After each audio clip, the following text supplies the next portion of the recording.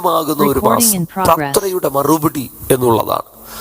പ്രാർത്ഥിക്കുന്നവന് ഒരു ഉറപ്പുണ്ട്, എൻ്റെ പ്രാർത്ഥനയ്ക്കൊരു മറുപടി ഉണ്ട് എന്നുള്ളത്. കാരണം നാം സേവിക്കുന്നത്, നാം പ്രാർത്ഥിക്കുന്നത് കണ്ണുണ്ടായിട്ടും കാണാത്ത, കാതുണ്ടായിട്ടും കേൾക്കാത്ത, നാക്കുണ്ടെങ്കിലും സംസാരിപ്പാൻ കഴിയാത്ത ഒരു ഇടത്തിലല്ല, അല്ലെങ്കിൽ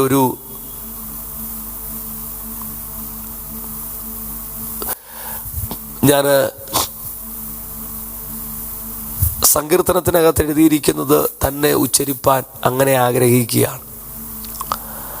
ആ വിഗ്രഹങ്ങൾ, ആ മേഖലകൾ, അങ്ങനെയുള്ള മനുഷ്യൻ്റെ കൈപ്പണികളുടെ മുമ്പിലല്ല ഞാനും നിങ്ങളും പ്രാർത്ഥനയ്ക്കായി മുട്ടുമടക്കുന്നത്. മറിച്ച് ഈ അഖിലാണ്ടത്തെ ഉണ്ടാക്കിയ എന്നെയും നിങ്ങളെയും ഞാനായിരിക്കുന്നത് പോലെ ഉള്ളതുപോലെ നന്നായി അറിയുന്ന, നമ്മുടെ ഹൃദയങ്ങളെയും അന്തരന്ദ്രിയങ്ങളെയും ശോധന ചെയ്യുന്ന അഗ്നിജാലയ്ക്കൊത്ത കണ്ണുള്ളവൻ, ആ ദൈവത്തിൻ്റെ മുമ്പിലാണ് നാം ആയിരിക്കുന്നതും നാം പ്രാർത്ഥിക്കുന്നതും. ആയതുകൊണ്ട് നമ്മുടെ പ്രാർത്ഥനകൾ വെള്ളത്തിൽ വരച്ച വരയല്ല. നമ്മുടെ പ്രാർത്ഥനകൾ ഒരു റൂമിൻ്റെ അകത്ത് കേവലം ഒതുങ്ങിപ്പോകുന്നതല്ല. നമ്മുടെ പ്രാർത്ഥനകൾ സ്വീകരിക്കുന്ന, ശ്രദ്ധിച്ച് കേൾക്കുന്ന സ്വർഗം നമുക്കുണ്ട്, ദൈവമുണ്ട്, വിശുദ്ധ ദൂതന്മാരുണ്ട് എന്ന് എത്ര പേർ വിശ്വസിക്കുന്നു?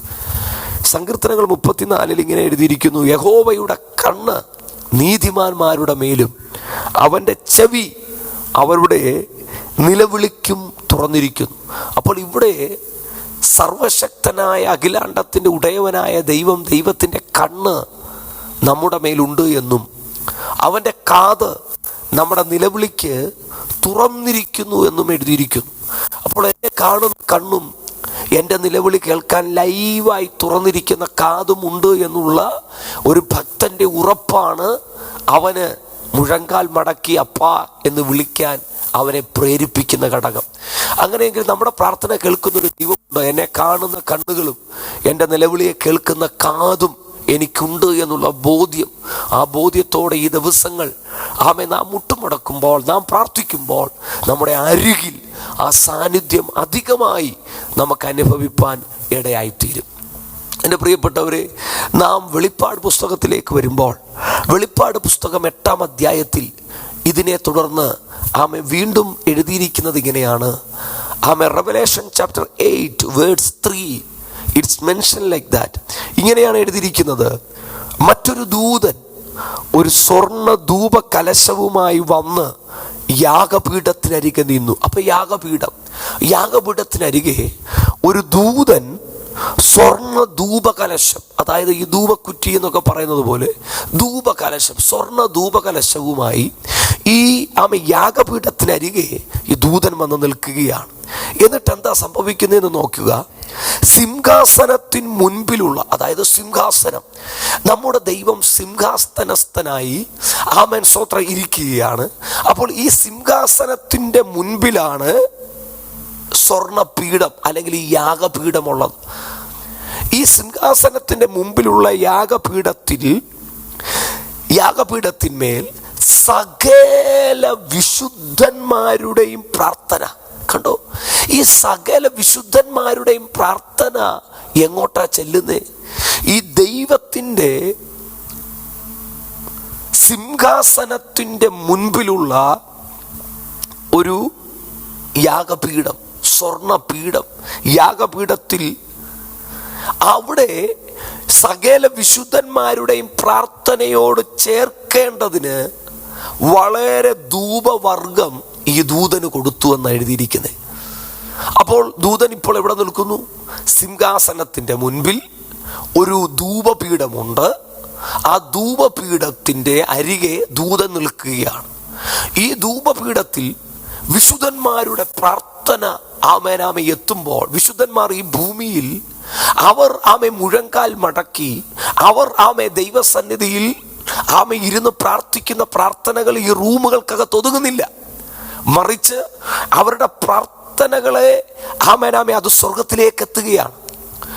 ആ പ്രാർത്ഥന അവിടേക്ക് എത്തുമ്പോൾ അവരുടെ പ്രാർത്ഥനയോട് ചേർക്കേണ്ടതിന് ദൂതന്റെ കയ്യിൽ നമ്മളവിടെ കാണുന്നു വളരെ ധൂപവർഗം കൊടുത്തു എന്ന് എഴുതിയിരിക്കുന്നു.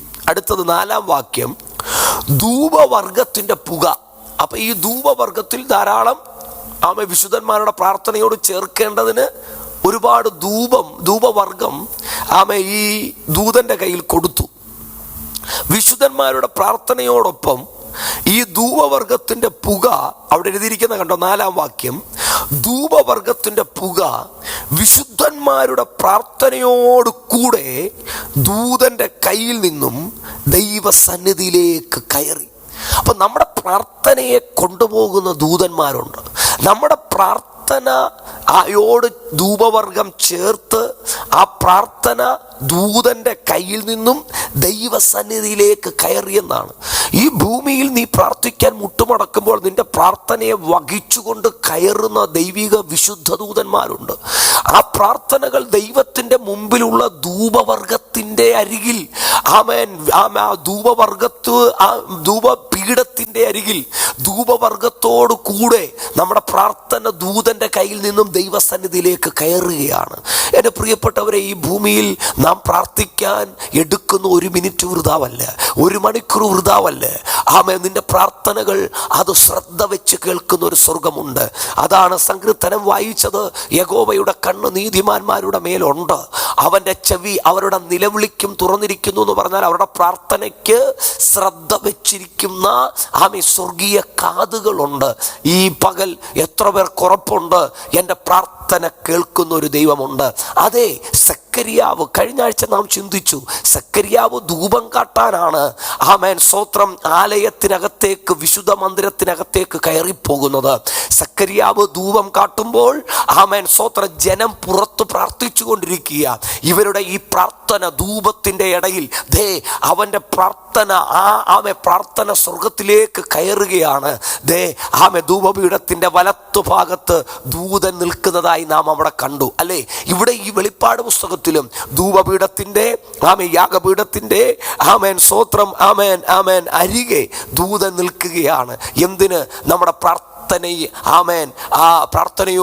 ധൂപകലശം ചേർത്ത് ദൈവസന്നിധിയിലേക്ക് പ്രാർത്ഥന കയറുന്നു. നമ്മുടെ പ്രാർത്ഥനകൾ ഇവിടുന്ന് അങ്ങോട്ട് കയറുമ്പോൾ മറുപടിയുമായി ദൂതന്മാർ അവിടുന്ന് ഇങ്ങോട്ട് ഇറങ്ങും. ഈ ദിവസങ്ങളിൽ ചില ഏഞ്ചലിക് വിസിറ്റേഷൻ, ചില പ്രാർത്ഥനയുടെ മറുപടികളുമായി നിങ്ങളുടെ കൂടാരങ്ങൾ അരികെ, നിങ്ങളുടെ ആയിരിക്കുന്ന മേഖലകളുടെ അരികെ ദൈവത്തിന്റെ മറുപടിയുമായി ദൈവത്തിന്റെ വിശുദ്ധ ദൂതന്മാർ വെളിപ്പെടാൻ പോകുന്നു.